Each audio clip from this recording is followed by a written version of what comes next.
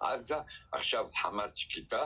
חמאס מה אמרה היום? אמרה היום אם אתם מפגינים אז אנחנו נשגר טילים על ישראל במקום שאתם מפגינים בו, שישראל תבוא ותתקוף אתכם. תשמע, המצב הוא כל כך קשה, תושבי עזה בסבל אדיר, תושבים מסכנים רוצים לשנות את המצב, כאילו חמאס לא דואגת להם.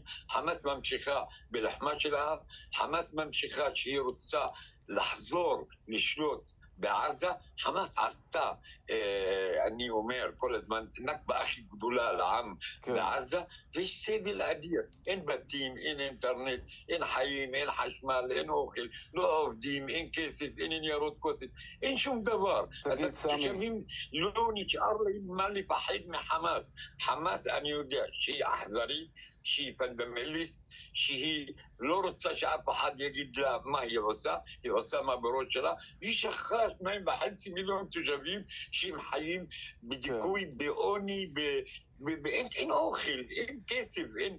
אז השאלה עד מתי כל התושבים אומרים, חמאס עכשיו היא חושבת על מה לעשות בתושבי עזה, לראות בהם, להרוג אותם, לעשות משהו לא נורמלי בהם. חמאס לא, אין לה כל הדברים שתעשה בתושבי עזה. היא לא רוצה שתהיה התנגדות לה. חמאס אומרת מה?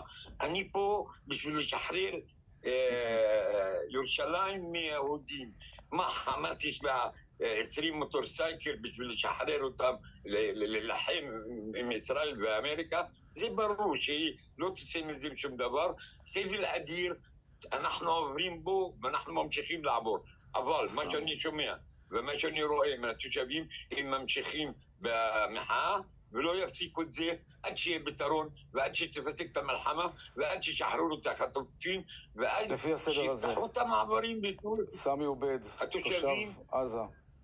תודה. This is the beginning of a new Middle East.